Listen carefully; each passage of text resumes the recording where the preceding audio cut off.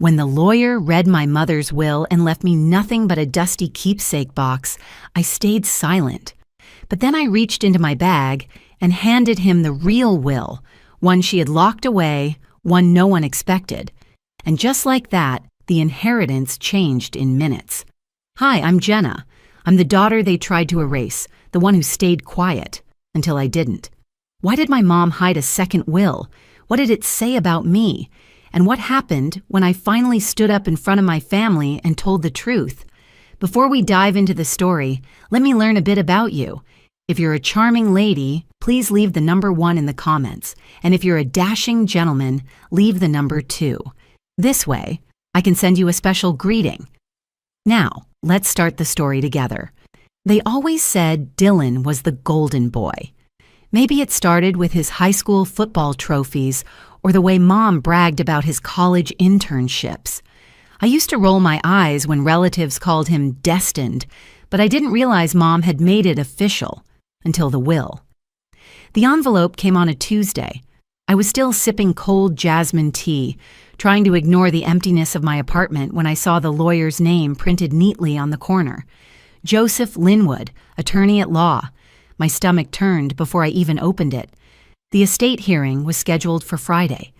Just a few weeks after the funeral, which had already drained whatever was left of my emotional reserves, I hadn't even unpacked my suitcase from Charleston.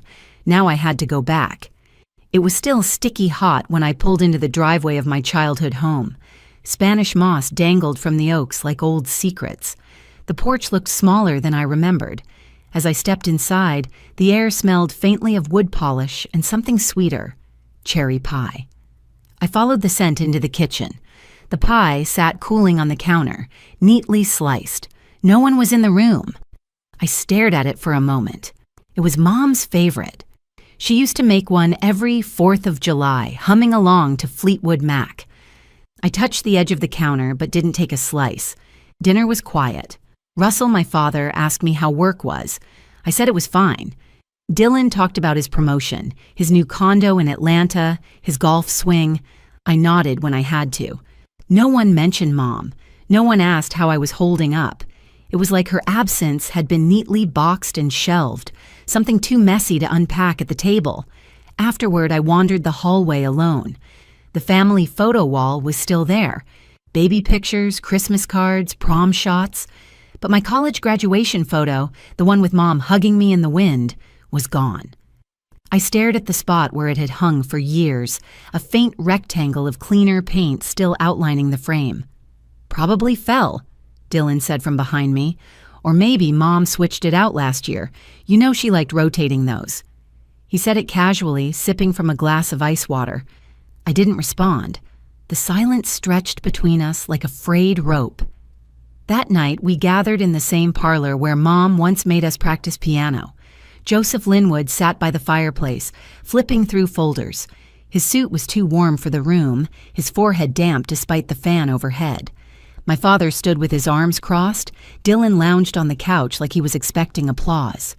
"Corinne Walker's last will and testament," Joseph began. His voice was smooth, clinical. I held my breath. He read clauses about debts, assets, funeral arrangements. Then he cleared his throat. "To Dylan Walker, son, I leave the entirety of the Charleston property, personal savings, and associated assets." I blinked.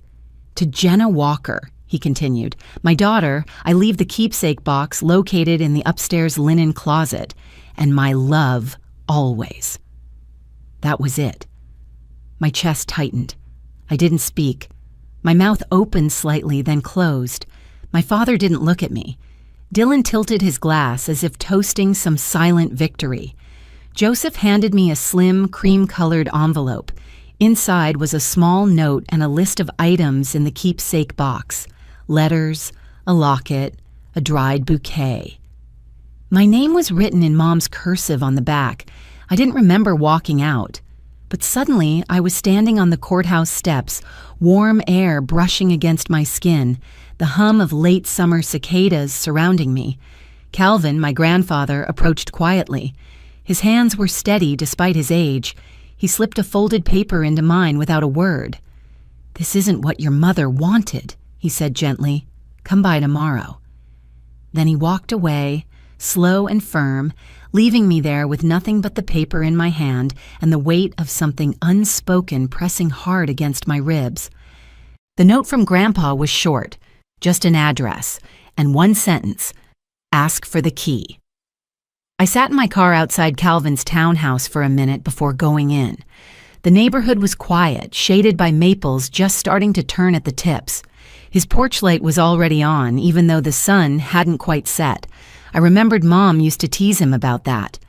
"You light the porch like a lighthouse," she'd say. He opened the door before I knocked. "I figured you'd come early," he said. Inside, everything was as I remembered. Wooden floors polished to a warm sheen, yellow lamps glowing softly, and clocks, so many clocks, ticking in quiet sync, the kind of silence that had gravity. Calvin motioned to the kitchen table. "Sit, I'll get it." He returned with a small brass key, curved and old. He placed it gently on a folded cloth napkin like it was something sacred.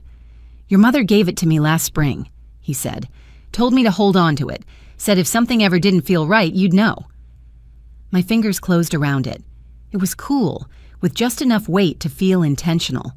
"She was struggling, Jenna," he added. "Not just with the illness, with decisions, with pressure. I think she wanted more time to make things right." I didn't ask what he meant. I already knew. I'd seen it in her eyes those last few months. The way she'd hesitated before speaking, the way she hugged me tighter when no one was looking. I left before it got too late. Back at the house, the lock clicked like a whisper when I turned the key. Mom's room still smelled faintly like lavender and rose lotion. I stepped lightly across the floor, the wood creaking just once beneath my heel. The vanity drawer was at the bottom right, the one she always kept locked, the one I never touched. She used to joke, "A woman should have one drawer in the world no one else opens." Inside, neatly arranged and tucked into a velvet-lined tray, was a butterfly hair clip I'd given her in elementary school. Purple enamel with tiny rhinestones chipped. Now. She had worn it once, at a spring recital, and never threw it away.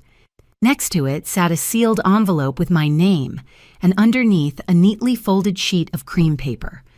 My heart thudded as I opened the envelope first. The letter began in Mom's handwriting. "My dearest Jenna, if you are reading this, it means something went wrong. And for that, I am deeply sorry. I tried. I tried to balance loyalty with truth, appearances with honesty. I failed you in ways I can never undo." She wrote about the family, about Dylan, about the image she thought she had to uphold, how she had felt pulled in too many directions and had made a choice she regretted the moment she signed the will everyone else heard read aloud. But she hadn't stopped there. In the folded sheet below, stamped and witnessed, was a second will, dated 3 months after the first. It split the estate evenly between Dylan and me. But more than that, it gave me the house. The house she knew I loved. The house I returned to when things fell apart. The house that held the ghost of her humming in the kitchen and that pie cooling on the counter. I sank to the edge of her bed, the letter trembling in my hands. Outside, a neighbor's porch light flickered on. Inside, the silence felt like breath held too long.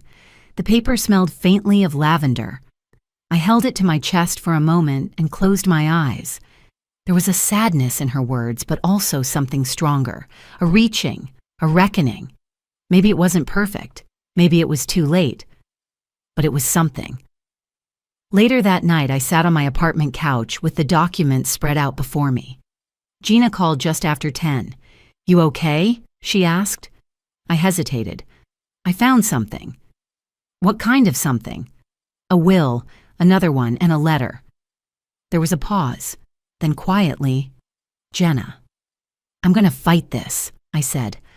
My voice felt clearer than it had in weeks. Not for money, for her, for me.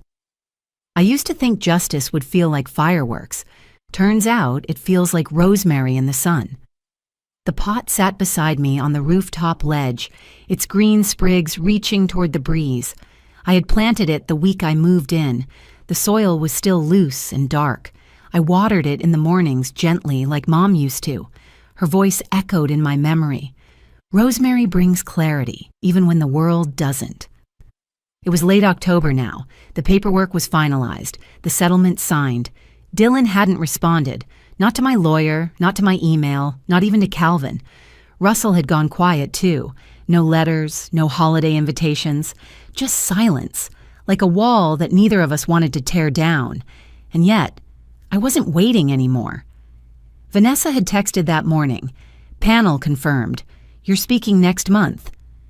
I stared at the message for a long time. I wasn't sure what I would say, only that I wouldn't mention their names. Instead, I would talk about silence, about being erased, and about choosing to step forward anyway. That afternoon, a letter arrived from Joseph Linwood. Inside was a small envelope, cream-colored and handwritten. The note had been tucked in the back of Mom's files. He almost missed it.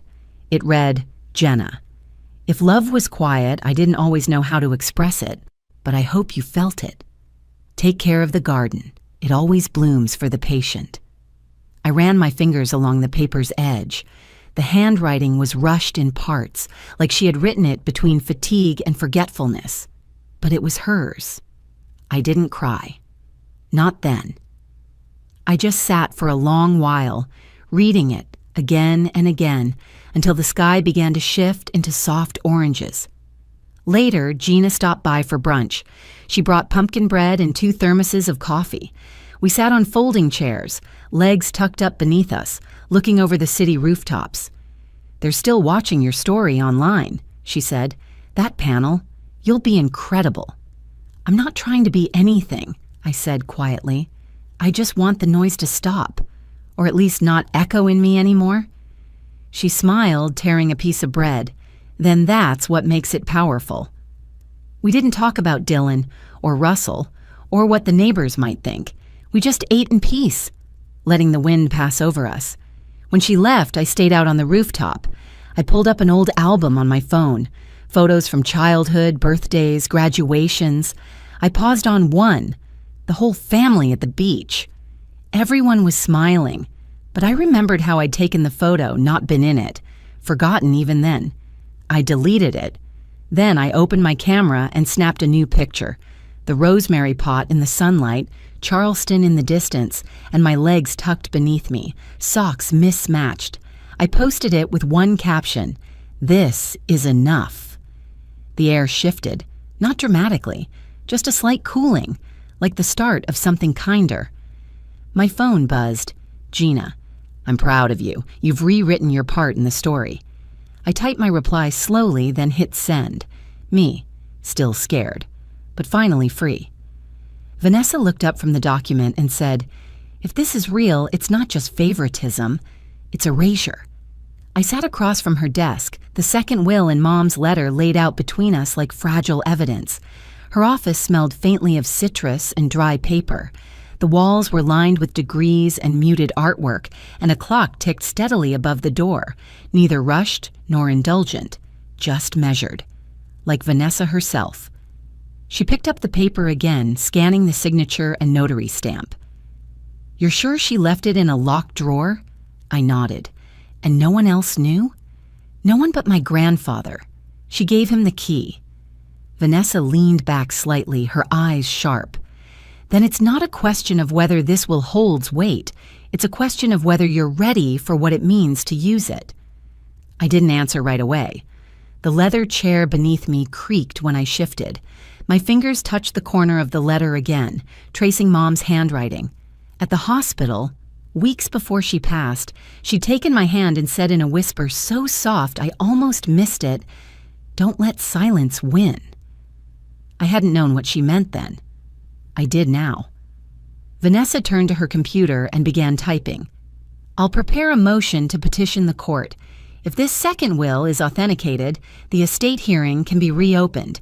It won't be easy, but it will be legal. Her voice was calm, assured, like she had built a life around helping people who reached for something just out of view. I left her office just after 3 p.m. The light outside was heavy with late summer heat, the sidewalk still radiating warmth. My phone buzzed in my bag. A notification. Dylan. He had posted a new status. Some people will sell out their own blood for attention, hope the price is worth it. No name, no mention. But it didn't need one. The comments were already rolling in. Family over everything. Can't believe someone would stoop that low. Some daughters don't deserve mothers. I turned off my screen. My hands trembled just enough to fumble the keys when I got to my apartment door. Inside, it was dim.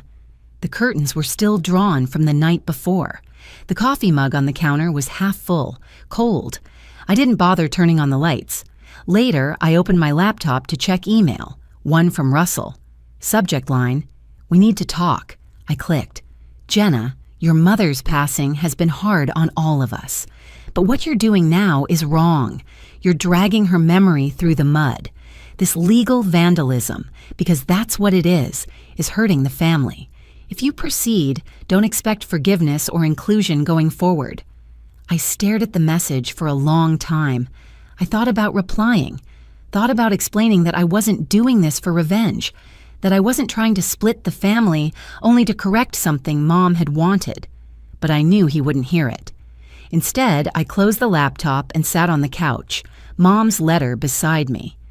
The line that kept echoing was simple. "I hope you felt it." I did, and I still did. Even in the mess, even now.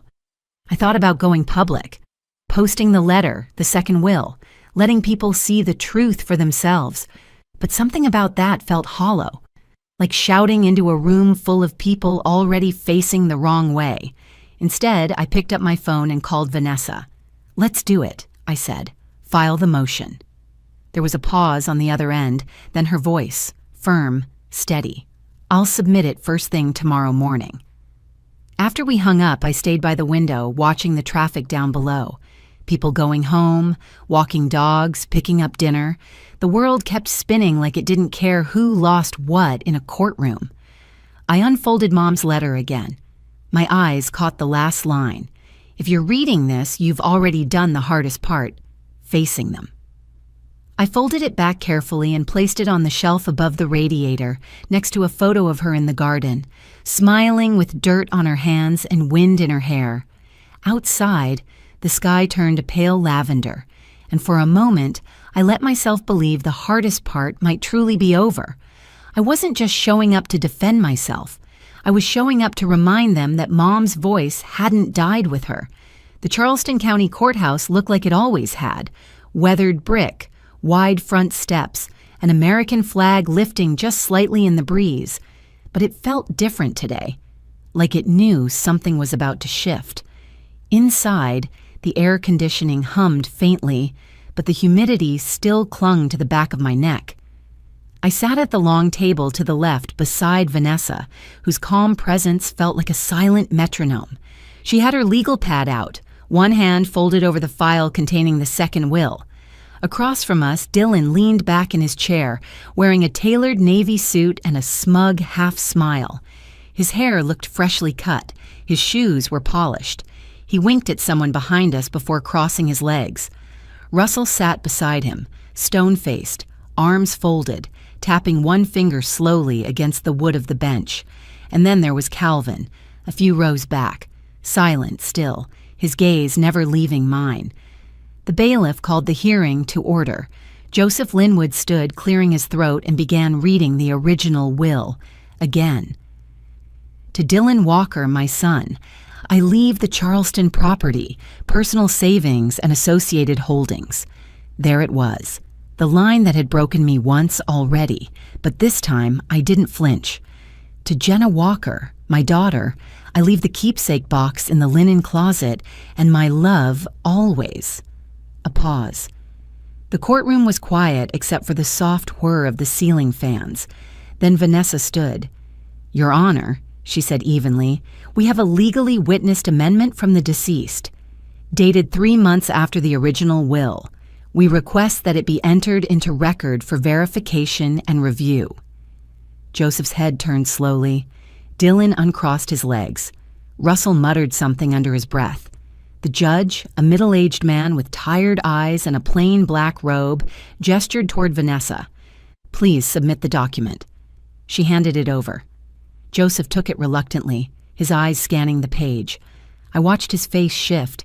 His fingers paused over the notary seal, then moved again, slowly, mechanically, like he was trying not to react too soon. After a few long moments, Joseph spoke. "The signature matches. The date is valid. Witnessed and notarized." The judge nodded. "We will take a short recess to assess the validity and determine next steps." Dylan slammed his folder shut. Russell leaned toward me across the aisle. "Is this really who you are now?" he whispered. "Dragging your mother's name through the mud for a bigger slice of the pie?" I didn't answer, just stared at the table in front of me, hands folded in my lap. My coat sleeves were damp with sweat, but I didn't move to take it off.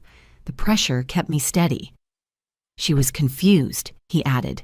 "Sick, vulnerable." "She was lucid when she signed that," Vanessa said from beside me. Her voice didn't rise. "You know it." Dylan stood, pacing a few feet. His leg bounced as he turned, mouth tight. He looked like a man losing control, trying to find a crack in the room where he could pour his charm and let it fix everything. There was no crack today. 20 minutes later, the judge returned. Everyone stood.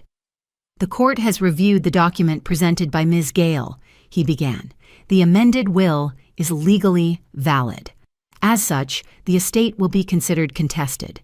Distribution will be paused pending final review and reallocation per the revised terms." The words echoed in my ears. Not victory, not closure, but recognition, legitimacy. Behind me, Calvin shifted slightly, a breath escaping him. Vanessa touched my wrist just once. I didn't cry. I didn't smile. I just exhaled. We gathered our papers and stood to leave. As we stepped into the hallway, Russell brushed past me. His voice was low, sharp, slicing through the buzz of conversation around us. "You've made your choice," he said. "Don't expect forgiveness at Christmas, or ever." I turned toward him, met his eyes, and said nothing, because forgiveness had never been mine to ask for in the first place. The courtroom had gone quiet. My inbox didn't. By the time I got home, there were over 60 unread emails. My phone buzzed nonstop. Group chats I hadn't opened in years, social media notifications, message requests from people I barely remembered. The screen lit up in waves like a silent alarm I couldn't turn off. I dropped my keys on the kitchen counter beside a mug of jasmine tea I'd made the night before and forgotten to drink. It was cold now, a little bitter. Dylan had posted an hour after the hearing ended. No names. Just, "Funny how some people will twist grief into greed. Stay tuned." Comments poured in. "He deserves better." "Can't believe she'd do that to her own family." People change when money's on the table. I didn't respond. I just watched the screen as the comments scrolled, detached, like they were talking about someone else, some other sister. I checked my email again. One message stood out. Russell.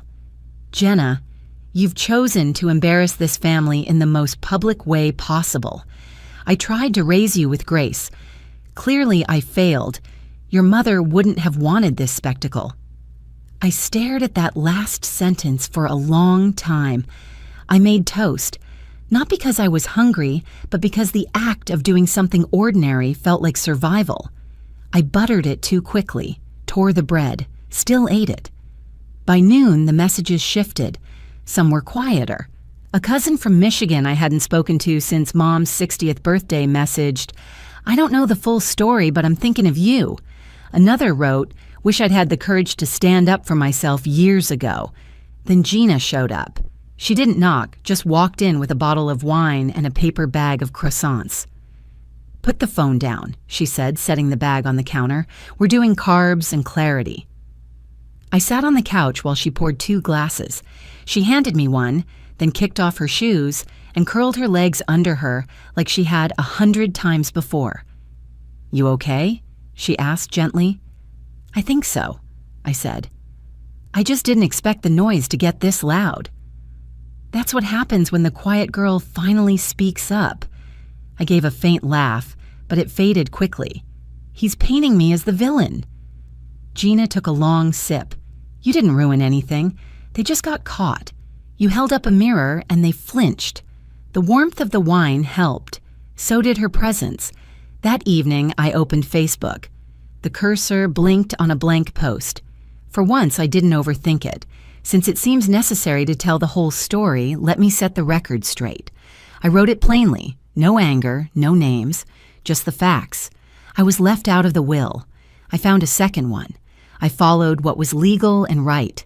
I loved my mother, and I would never apologize for defending what she asked me to protect. I attached the letter, just the last paragraph. If you're reading this, it means something went wrong. I trust you to make it right. I hit post. It spread faster than I expected. Friends shared it. Strangers commented. Some just wrote, "Thank you." Others shared their own stories about uneven wills, about being the caretaker and still being forgotten, about mothers who couldn't speak until it was too late. One message stood out. It came from a nonprofit I didn't recognize, Carolina Legal Literacy Network. "Jenna, we read your post and were moved by your story. Would you be open to speaking at our upcoming forum on inheritance rights and family legal planning? We think your voice could help others." I read it 3 times before setting the phone down. I didn't know what I would say, but I knew I wanted to say something. Then, just as the sun dipped low and my apartment turned the color of quiet amber, a new email arrived from Joseph Linwood. Subject, Estate Folder, New Discovery. "Hi, Jenna.